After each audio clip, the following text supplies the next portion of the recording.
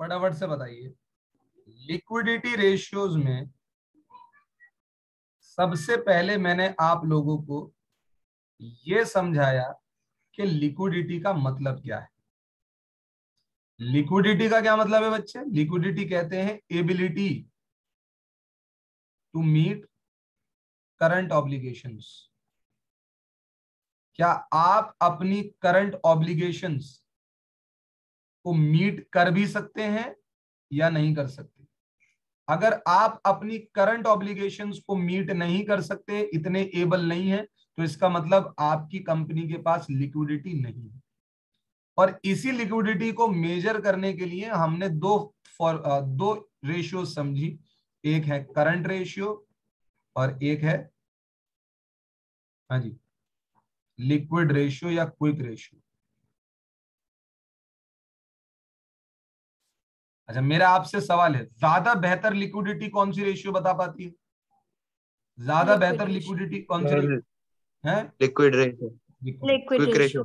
Sir quick ratio, quick quick ratio. Ratio आपकी company की ज्यादा बेहतर लिक्विडिटी को एक्सप्रेस करेगी। लिक्विड रेशियो निकालने के लिए फॉर्मूला आपने पढ़ा लिक्विड एसेट्स अपॉन में करंट लाइबिलिटीज। यहां पर आपने पढ़ा करंट एसेट्स अपॉन में current liabilities.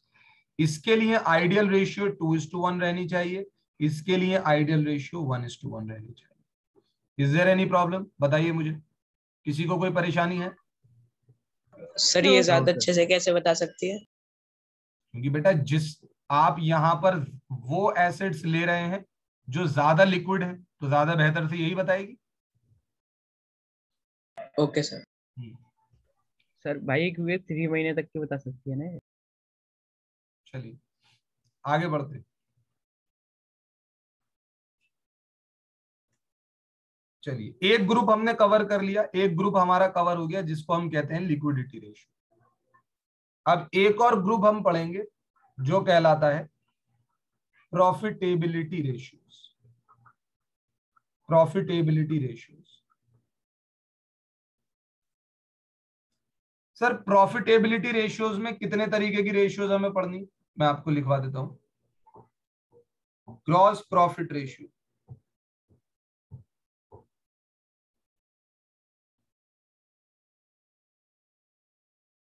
Operating profit ratio,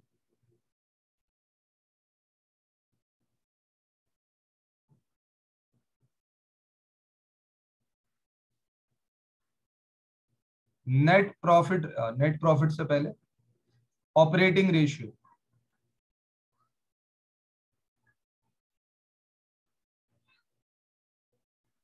net profit ratio,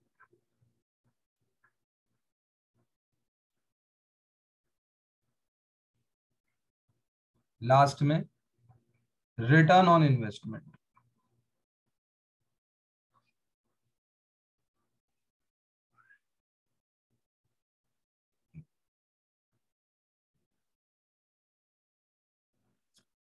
profitability ratios के केस में हमें 5 तरीके की रेशियोज पढ़नी है।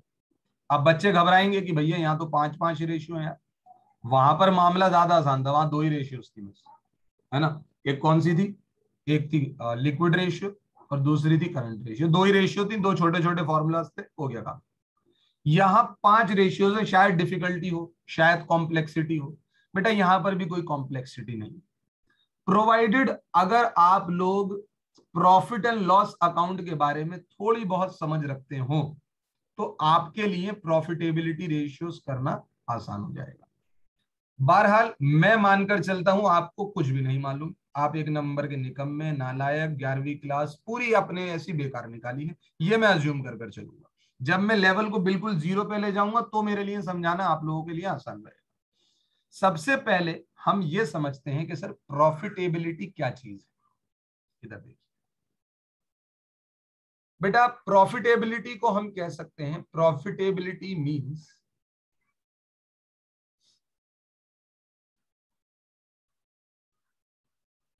Ability to earn profit of the firm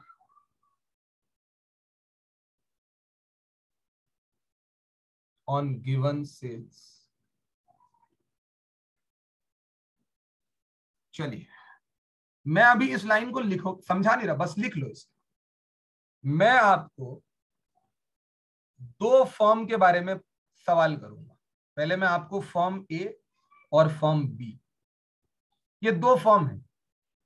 इस फर्म ने जो प्रॉफिट कमाया है वो है 5 लाख, और इस फर्म ने जो प्रॉफिट कमाया है वो है 20 लाख। मेरा आपसे सवाल है, बताइए कौन सी फर्म ज्यादा बेहतर है? Sir B. Sir B. हाँ जी, सब बच्चों का जवाब चाहिए मुझे। कौन सी फर्म ज्यादा बेहतर लग रही है आप लोगों को? Sir firm B. Sir B. Sir firm B ज्यादा बेहतर लग रही है, क्योंकि सीधा सीधा ऑन पेपर रिकॉर्ड नजर आ रहा है, फर्म ए ने 5 लाख का प्रॉफिट कमाया है, फर्म बी ने 20 लाख रुपए का प्रॉफिट कमाया है। जाहिर सी बात है फर्म बी ज्यादा बढ़िया फर्म। बिल्कुल भाई, मैं मना नहीं कर रहा बिल्कुल भी, आप गलत मत समझिए। अब जरा इंफॉर्मेशन देखिए, फर्म ए ने 5 लाख का प्रॉफिट 20 लाख रुपए की सामान बेचकर कमाया है, और फर्म बी ने यही प्रॉफिट 2 करोड़ रुपए की सेल्स पर कमाया है।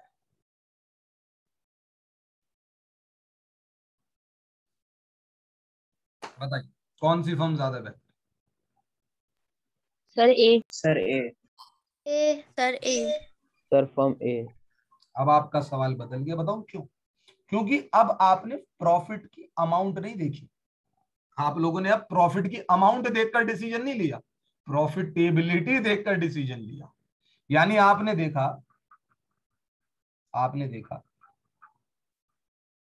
कि भैया ये फर्म 5 लाख रुपए का प्रॉफिट 20 लाख रुपए की सेल्स में कमा रही है। 5 लाख रुपए का प्रॉफिट 20 लाख रुपए की सेल करके कमा रही है।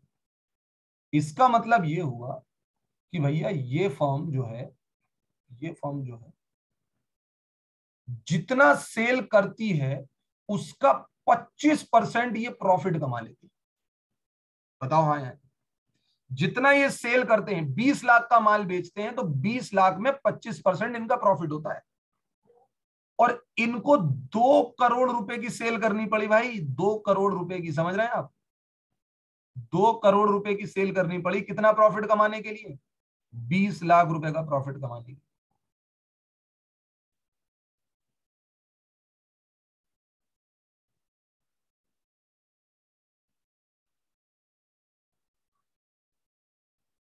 यानी ये जितना सेल कर रहे हैं, उसका 10% ही मुनाफा निकाल पाते हैं। तो बताइए किसकी प्रॉफिटेबिलिटी, कौन सी कंपनी ज्यादा बेहतर है? फर्म ए। फर्म ए। सर फर्म ए। अब आप मुझे बताइए, आप कहेंगे कि sir profit and loss account बनाओ, दो कंपनीज का प्रॉफिट एंड लॉस अकाउंट बनाओ, एक के प्रॉफिट एंड लॉस अकाउंट में 5 लाख का प्रॉफिट आएगा, एक के प्रॉफिट एंड लॉस में 20 लाख रुपए का प्रॉफिट आएगा। आप कहोगे भाई फर्म बी ज्यादा बेहतर है। तो बताओ क्या प्रॉफिट एंड लॉस को देखकर, सिर्फ प्रॉफिट एंड लॉस को देखकर आप एक सही डिसीजन ले पाओगे? No sir. सर हम सिर्फ प्रॉफिट एंड लॉस को देखकर सही डिसीजन नहीं ले पाएंगे कि मुझे कंपनी ए में इन्वेस्ट करना चाहिए, कंपनी बी में इन्वेस्ट करना चाहिए। लेकिन अगर मैं इनका सिर्फ प्रॉफिट नहीं, इनकी प्रॉफिटेबिलिटी को देख लूं कि यार ये फर्म ज्यादा एफिशिएंट नजर आ रही है मुझे, क्योंकि इसकी प्रॉफिटेबिलिटी ज्यादा बेहतर है। प्रॉफिटेबिलिटी किसे कहा जाता है? Ability to earn profit, profit कमाने की क्षमता। जितनी भी सेल मेरे पास है उस सेल में से मैं कितना ज्यादा प्रॉफिट कमा सकता हूं, ये मेरी प्रॉफिटेबिलिटी के साथ साथ मेरी एफिशिएंसी को भी शो करती है कि मैं ज्यादा से ज्यादा प्रॉफिट कमा सकता हूं जितनी सेल मेरे पास है। बताइए अब आपको समझ आया कि प्रॉफिटेबिलिटी रेशियोज हम क्यों पढ़ रहे हैं? Yes sir. हाँ जी, समझ आया नहीं आया? हर रेशियो को पढ़ने के पीछे एक मकसद है, प्रॉफिट। सिर्फ आप रेशियो के फॉर्मूले रट कर मजे नहीं आ सकते बेटा आप लोग। अब इधर आ जाइए। अब इसी प्रॉफिटेबिलिटी को हमने डिफरेंट प्रॉफिट के साथ एनालाइज किया है। ये क्या है? Gross profit ratio. तो हम बताऊं इसका फॉर्मूला क्या बनाते हैं? Gross profit divided by net sales into में 100। इसका क्या बनाते हैं? Operating profit divided by net sales into में 100। ऑपरेटिंग रेशियो, ऑपरेटिंग कॉस्ट, इस बार प्रॉफिट नहीं है, क्या है, cost, divided by net sales into में 100। ये क्या है, नेट प्रॉफिट, तो net profit divided by net sales into में 100। मुझे एक बात बताइए, जो रेशियो का नाम है उसी से फॉर्मूला अपने आप पता लग जाएगा, नहीं पता लग जाएगा? Yes sir.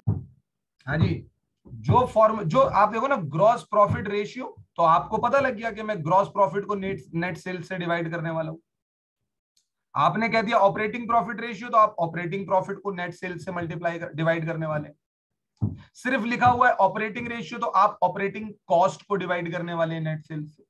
लिखा हुआ नेट प्रॉफिट रेशियो, तो आप नेट प्रॉफिट को डिवाइड करने वाले हैं नेट सेल्स से। सर नेट सेल्स ही क्यों लेनी? क्योंकि मेरे बच्चे, सेल्स में से सेल्स रिटर्न जब तक माइनस नहीं करोगे ना, तब तक पता नहीं लगेगा कि एक्चुअल में कितनी सेल करी है आपने। समझ में आती है बात, ये नहीं आती? Yes sir. ठीक है सर, आपने नाम लिखा, नाम देखकर हमने फॉर्मूला फौरन बता दिया। Gross profit ratio, gross profit divided by net sales into 100। Operating profit ratio, operating profit divided by net sales into 100। Operating ratio, profit नहीं लगा हुआ आगे, तो operating cost divided by net sales into 100। Net profit ratio, तो net profit divided by net sales into 100। हम फौरन बता देंगे फॉर्मूला, तो हम नाम देखेंगे और नाम देखते ही बता देंगे। लेकिन सर हमें ना ग्रॉस प्रॉफिट का मतलब नहीं पता कि ये ग्रॉस प्रॉफिट होता क्या है। हमें ये नहीं पता कि ऑपरेटिंग प्रॉफिट क्या चीज है, हमें ये नहीं पता ऑपरेटिंग कॉस्ट क्या चीज है, हमें ये नहीं पता नेट प्रॉफिट क्या चीज है। सर अगर आप हमें ये और बता देना तो हमारा काम खत्म हो जाएगा और हम प्रॉफिटेबिलिटी रेशियोज को 2 मिनट में निपटा देंगे। बाकी की रही बात रिटर्न ऑन इन्वेस्टमेंट की, ये थोड़ा इन सबसे अलग चलता है, तो इसे सबसे लास्ट में समझाएंगे। बताइए, आपको क्लियर समझ में आती है बात जो मैं समझाना चाह रहा हूँ निकम्मो? जी सर। जी सर। अगर सर आपको ग्रॉस प्रॉफिट का मतलब समझना है, ऑपरेटिंग प्रॉफिट का मतलब समझना है, ऑपरेटिंग कॉस्ट का मतलब समझना है, या नेट प्रॉफिट का मतलब समझना है, तो उसके लिए आपको मेरे साथ चलना पड़ेगा 11वीं क्लास के ऊपर, जिसके अंदर हमने सबसे ज्यादा निकम्मापन किया है। पहले हम उस पर चलेंगे, तभी हम समझ पाएंगे कि ये सारी चीजें क्या है। हाँ जी, एक अकाउंट बनाएंगे जिसका नाम है trading and profit and loss account. Trading and profit and loss account, एक अकाउंट बनाएंगे। सर देखिए, कोई भी अकाउंट होता है ना, उसकी ये जो लेफ्ट हैंड साइड है ये डेबिट साइड होती है, और ये जो राइट हैंड साइड है ये क्रेडिट साइड। अब जैसा कि हम जानते हैं इस अकाउंट से हमें प्रॉफिट या लॉस का पता लगने वाला है, तो क्रेडिट साइड पर सारी इनकम्स रिकॉर्ड करी जाएंगी और डेबिट साइड पर सारे एक्सपेंसेस रिकॉर्ड किए जाएंगे। बताइए हाँ या ना, फटाफट बताइए। Yes sir. Yes sir. कोई मसला नहीं सर, कोई मसला नहीं। अब मेरी बात को ध्यान से सुनिए। चलिए, कोई एक शख्स मुझको अपना वॉलेंटरली एक हमारा वॉलंटियर बन जाएगा। कौन बनना चाहेगा? हाँ जी, हैंड रेस कर रहे हैं बच्चे। बेटा सोच समझ के हैंड रेस करिएगा, बड़ी परेशानी हो सकती है बाद में। एक बच्चे को बनाया था हमने, आज तक परेशान है वो बेचारा गरीब। चलिए कोई बात नहीं, हम जकरिया को चूज करते हैं, सबसे भरोसेमंद शख्स जकरिया भाई। देखो बेटा, मसला जरा सा ऐसा है, जकरिया भाई का हमारा बीड़ी का बंडल का काम धंधा है, बीड़ी बंडल्स बेचते हैं, बीड़ी बंडल्स। ठीक है जी, बीड़ी खरीदते हैं, बीड़ी मार्केट में बेचते हैं। अब मैं इनका trading and profit and loss account बनाने जा रहा। ठीक है जी, बहुत ध्यान से सोच समझ के बताइए। देखो भाई, इन्होंने ना कुछ बीड़ियां बेची हैं, तो सेल्स इधर आई, इस साइड पर आएगी ना। इन्होंने कुछ बीड़ियां बेची हैं, तो इन्होंने यहाँ इनकी सेल रिकॉर्ड होगी। अब अगर आप इनका प्रॉफिट निकालना चाहते हैं तो एक्सपेंसेस को डेबिट साइड पर लिखना पड़ेगा, नहीं लिखना पड़ेगा?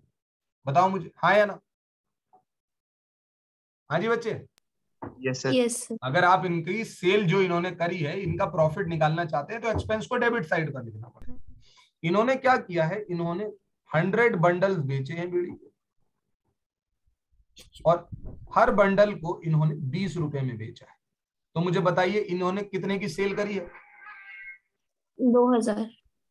कितने की सेल करी है? 2000 की सेल करी। बेटा थोड़ा सा इंटरप्शन के लिए माफी चाहूंगा, 2 मिनट रुकिए। हाँ जी, इन्होंने 100 बंडल बेचे हैं बीड़ी के और हर बंडल को इन्होंने 20 रुपए में बेचा है, तो इनकी सेल जो है वो 2000 रुपए। चलिए अब हम इनके कुछ खर्चों को रिकॉर्ड करना शुरू करते हैं। अब मेरा आपसे सवाल है कि इन्होंने जो ये 100 बंडल बेचे हैं, जरूरी नहीं कि सारे इसी साल खरीदे हो, ऐसा भी हो सकता है कि साल की शुरुआत में इनके पास कुछ ओपनिंग स्टॉक पड़ा हुआ हो। बताइए ऐसा हो सकता है या नहीं हो सकता? हाँ जी बच्चे, हो सकता है नहीं हो सकता? तो इनके पास 50 बंडल्स का ओपनिंग स्टॉक था, और ये जो 50 बंडल इनके पास थे ना, वो इन्होंने खरीदे थे 10 रुपए। कितने में खरीदे थे? 10 रुपए में। तो ओपनिंग स्टॉक में जो इनके पास बंडल्स हैं उनकी कॉस्ट हो गई 500 रुपए की। समझ आती है बात या नहीं आती? कितने की हो गई भाई? 500 रुपए की। अब भाई 100 बंडल बेचे हैं, तो 100 बंडल्स बेचने के लिए 100 बंडल्स कम से कम होने भी तो जरूरी है, और साल की शुरुआत में तो इनके पास सिर्फ 50 बंडल्स थे, तो इन्होंने कुछ शायद खरीदे भी होंगे। बताइए हाँ या ना? तो इन्होंने इस साल और बंडल्स परचेज किए हैं, और वो कितने बंडल्स परचेज किए इन्होंने? इन्होंने परचेज किए हैं 80 बंडल्स। कितने परचेज किए? 80 बंडल्स। या चलो थोड़ा कैलकुलेशन को आसान बनाने के लिए 100 बंडल्स परचेज किए, और कितने में खरीदे हैं? 2 रुपए में खरीदे हैं। कितने में खरीदे हैं? 2 रुपए में। तो टोटल कॉस्ट कितनी हो जाती है इनकी? 800 रुपए। कितने की हो जाती है? 800 रुपए की। तो भैया देखिए, पहले से इनके पास 500 रुपए के पड़े हुए थे, 800 रुपए के बंडल्स और लेकर आ गए।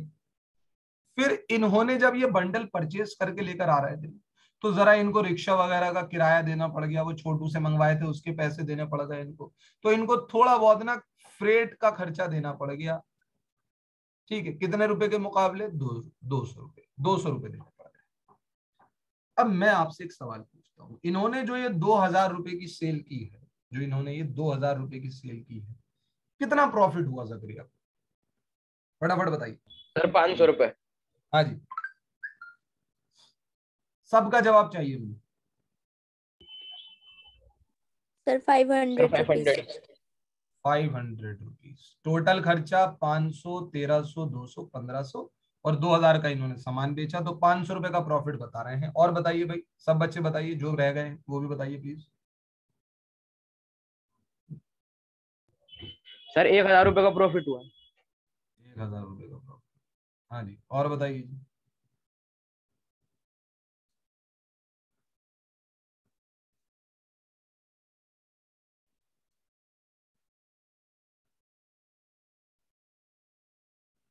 सर 1000 का प्रॉफिट। 1000 का प्रॉफिट। बदल गया भाई, बदल गए। ये देखो कैसे अपने रुख को चेंज किया इन लोगों ने। एक ने बस कुछ अलग बोला, सब उसके पीछे चल दिए।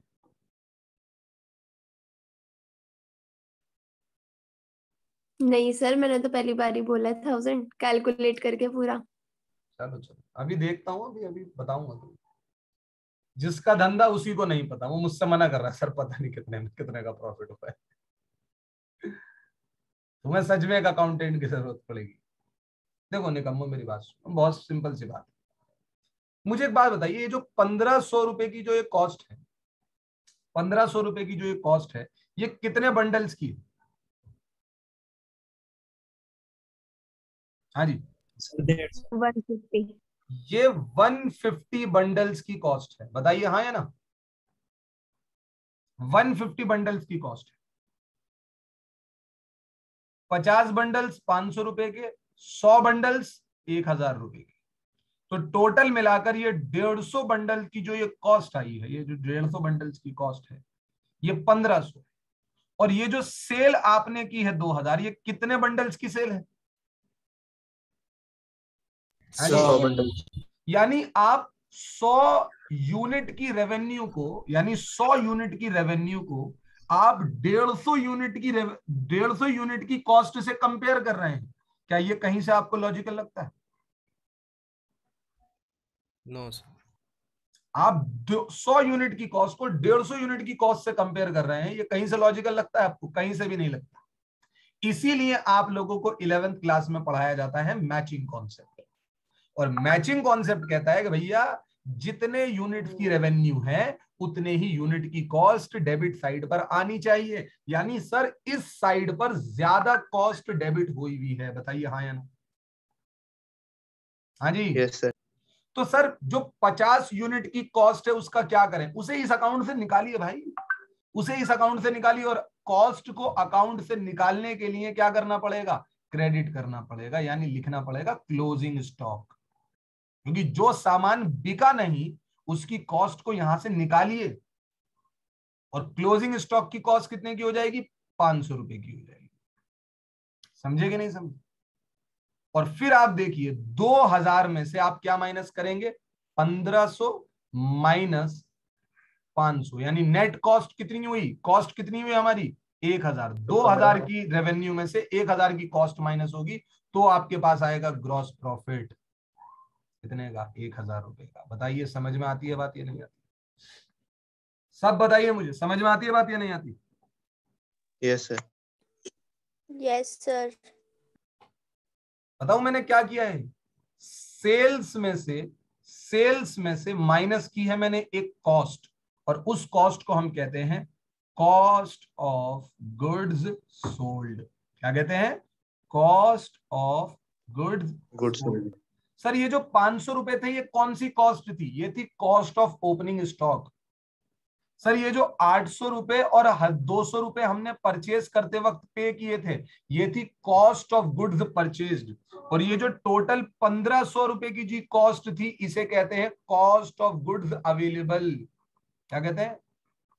जितने भी गुड्स आपके पास अवेलेबल थे, जितने भी गुड्स आपके पास अवेलेबल थे, ये उनकी कॉस्ट थी। मुझे कौन सी कॉस्ट चाहिए? मुझे उन गुड्स की कॉस्ट चाहिए जो अवेलेबल हैं, उनकी कॉस्ट नहीं चाहिए। जो गुड्स बिक गए हैं, जो गुड्स सोल्ड हो गए हैं, मुझे उनकी कॉस्ट चाहिए।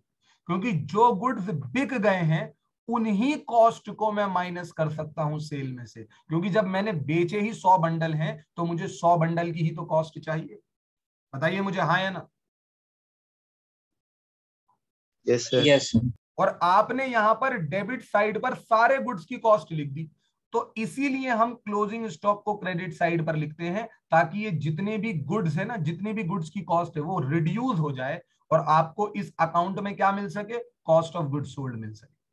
तो सर अगर मुझको सेल्स में से cost of goods sold minus करनी है, तो कॉस्ट ऑफ गुड्स सोल्ड कैसे निकालूंगा मैं?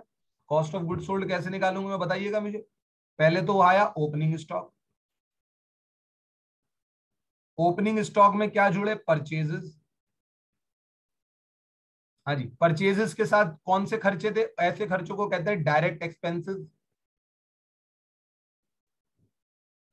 हाँ जी, opening stock plus purchases plus direct expense, और क्या माइनस हुआ लास्ट में? Closing stock minus. क्या माइनस हुआ? Closing stock. तो इससे आपको कैसी कॉस्ट मिल गई? Cost of goods sold. अब जब आप सेल्स में से कॉस्ट ऑफ गुड्स सोल्ड को माइनस कर देंगे, तो आपके पास जो प्रॉफिट आएगा उसे कहेंगे ग्रॉस प्रॉफिट। क्या कहेंगे? Gross profit. बताइए निकम्मो, समझ आती है बात या नहीं आती? Yes sir.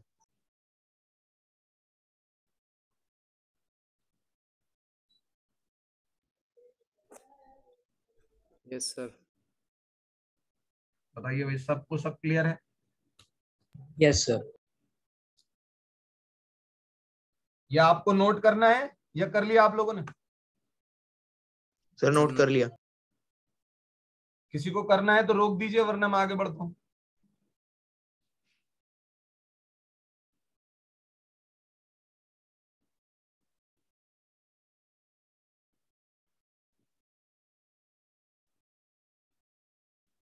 रुक जाऊं? रुक गया भाई, रुक गया।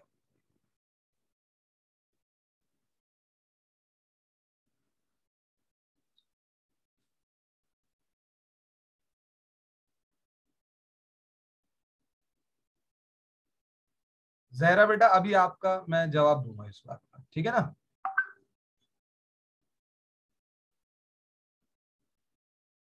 चलो। तो आपने देखा कि ग्रॉस प्रॉफिट को हमने कैसे कंप्यूट किया? ग्रॉस प्रॉफिट को हमने कंप्यूट किया सेल्स में से कॉस्ट ऑफ गुड्स सोल्ड को माइनस करके। ग्रॉस प्रॉफिट को कैसे कंप्यूट किया हमने? सेल्स में से कॉस्ट ऑफ गुड्स सोल्ड को माइनस करके। ठीक है बच्चे, अब कॉस्ट ऑफ गुड्स सोल्ड हमने कैसे निकाला? Opening stock plus purchases plus direct expenses. अच्छा, परचेजेस के साथ अगर वो दे रखी हो परचेज रिटर्न तो माइनस कर लीजिएगा। अब जब हम ओपनिंग स्टॉक में परचेजेस जोड़ लेते हैं, डायरेक्ट एक्सपेंसेस जोड़ देते हैं, तो ये हमें उन गुड्स की कॉस्ट मिल जाती है जो हमारे पास अवेलेबल थे। लेकिन मुझे भाई सारे गुड्स की कॉस्ट नहीं चाहिए, मैं सेल्स से सारे गुड्स की कॉस्ट को कंपेयर नहीं कर सकता, मुझे सही प्रॉफिट नहीं मिलेगा। मुझे माइनस करने पड़ेंगे उन गुड्स की कॉस्ट को जिन्हें मैंने बेचा नहीं, यानी क्लोजिंग स्टॉक। जैसे ही मैं क्लोजिंग स्टॉक की कॉस्ट को माइनस कर देता हूं तो मेरे पास उन गुड्स की कॉस्ट आ जाएगी जिनको मैंने बेच दिया, यानी कॉस्ट ऑफ गुड्स सोल्ड आ जाएगी, और इस कॉस्ट को मैं माइनस कर सकता हूं सेल में से, तभी मेरे पास ग्रॉस प्रॉफिट आएगा। बताइए जी, समझे कि नहीं समझे? Yes sir. Yes sir. अब आगे बढ़ते हैं।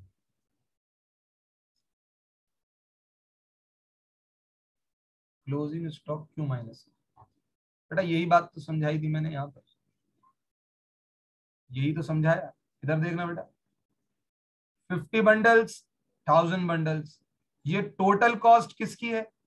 हाँ जी, 1500 की कॉस्ट कितने की है? और सॉरी 150 बंडल्स की कॉस्ट है।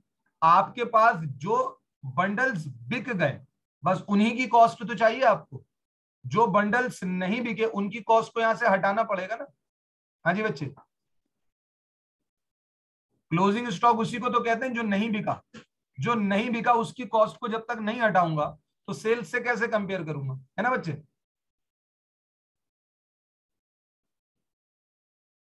चल, अब जरा मेरी बात को जरा ध्यान से सुनिए। मैं आपको आपका जरा ट्रेडिंग और profit and loss account remind कराता हूं दोबारा से। आपको अभी अभी मैंने दिखाया, यहां है सेल्स, ओपनिंग स्टॉक,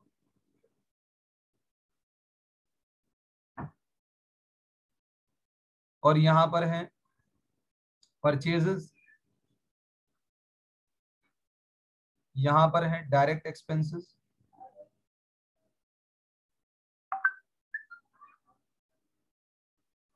फिर इस सब में से हमने हटाया क्लोजिंग स्टॉक को,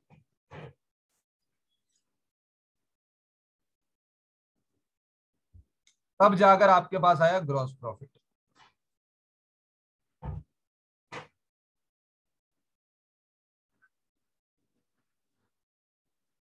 अब मेरा आपसे एक सवाल है, मुझे बस ये बताइएगा कि जो ग्रॉस प्रॉफिट आपने ये कमाया है, क्या बिजनेस के पास सिर्फ यही प्रॉफिट है, इसके अलावा कोई, बस यहीं पर आकर प्रॉफिट रुक जाता है? बेटा ये जो ग्रॉस प्रॉफिट है, ये जो ग्रॉस प्रॉफिट है, इस ग्रॉस प्रॉफिट में आपको मालूम है सिर्फ एक ही तरीके की इनकम ली गई और वो है सेल्स। लेकिन आपने सिर्फ सेल कर कर ही इनकम नहीं कमाई, आपने और भी बहुत तरीके से क्या करी है, इनकम कमाई है। जैसे आपको डिस्काउंट रिसीव हुआ है, वो भी आपकी इनकम थी, ठीक है ना। आपने इंटरेस्ट रिसीव्ड हुआ है, वो भी आपकी इनकम थी।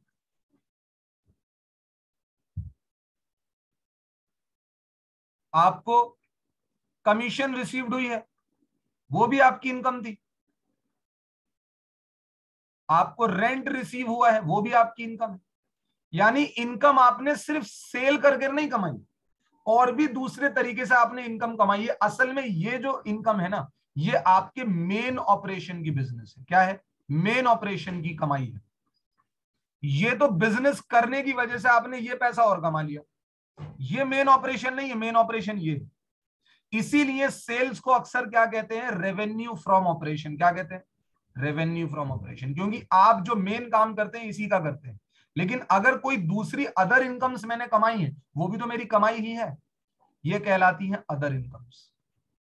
अदर इनकम्स कह सकते हैं या इनडायरेक्ट इनकम्स कह सकते हैं। बताइए, बात क्लियर होती है नहीं होती? हाँ जी बच्चे। Yes sir. तो जो मेरा Yes, sir. ग्रॉस प्रॉफिट है, जो मेरा ग्रॉस प्रॉफिट है, अभी तक मैं उसमें सिर्फ एक ही तरह की इनकम ले रहा था। और भी बहुत सी इनकम है जो मैंने बिजनेस से अदर कमाई है, बिजनेस करते करते ये इनकम भी मुझे रिसीव हुई है। तो बताइए इन सभी की वजह से ये ग्रॉस प्रॉफिट और बढ़ जाएगा नहीं बढ़ जाएगा? ये प्रॉफिट और बढ़ जाएगा नहीं बढ़ जाएगा? हाँ जी बताइए बेटा। Yes sir. ये प्रॉफिट और बढ़ जाएगा नहीं बढ़ जाएगा? और तो और आपने यहां पर सिर्फ अभी एक ही तरीके के एक्सपेंस लिखे हैं, वो है डायरेक्ट एक्सपेंस। और ये डायरेक्ट एक्सपेंस बताऊं किससे रिलेटेड होते हैं? बस गुड्स को बनाने से रिलेटेड या गुड्स को खरीदने से रिलेटेड। उसके अलावा भी खर्चे करते हैं भैया आप, उसके अलावा भी खर्चे करते हैं। उसके अलावा आप रेंट भी पे कर रहे होंगे, उसके अलावा आप सैलरी भी पे कर रहे होंगे, उसके अलावा आप इंश्योरेंस भी पे कर रहे होंगे, उसके अलावा आप इंटरेस्ट भी पे कर रहे होंगे, उसके अलावा आप क्या नाम है लोगों को कमीशन भी पे कर रहे होंगे, उसके अलावा शायद आप एडवर्टीजमेंट भी कर रहे होंगे। ये सारे खर्चे, ये सारे इनकम जोड़ने के बाद और इन सारे एक्सपेंसेस को घटाने के बाद जो आपके पास प्रॉफिट आता है उसे कहते हैं नेट प्रॉफिट। क्या कहते हैं? Net profit. ये जो आपके पास ग्रॉस प्रॉफिट आ गया, कहानी सिर्फ यही नहीं रुकती, इसके अंदर बहुत सी ऐसी इनकम्स हैं जो अभी तक जुड़ी नहीं है और बहुत से ऐसे एक्सपेंसेस हैं जो अभी तक माइनस नहीं हुए। तो इन सभी अदर इनकम और इनडायरेक्ट इनकम्स को जोड़ दिया जाता है और बाकी के बचे हुए एक्सपेंसेस यानी इनडायरेक्ट एक्सपेंसेस को माइनस कर दिया जाता है। फिर जो आपके पास आता है उसे कहा जाता है नेट प्रॉफिट। क्या कहा जाता है? Net profit. यानी net profit is equals to gross profit plus indirect incomes minus indirect expenses. जो ग्रॉस प्रॉफिट आपने कमाया है उसमें कुछ और इनकम जोड़नी बाकी है, उन्हें जोड़ो। उनमें कुछ और एक्सपेंसेस माइनस करने हैं, उन्हें माइनस करो। फिर जो आपके पास प्रॉफिट बचेगा वो कहलाया जाएगा net profit. Is this clear to everyone और not? Yes sir. Yes sir.